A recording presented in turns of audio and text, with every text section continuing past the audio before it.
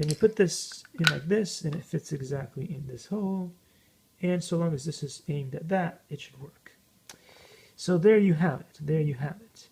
But make sure you have everything else set up correctly. And I think the only other step is press the button and it will turn on.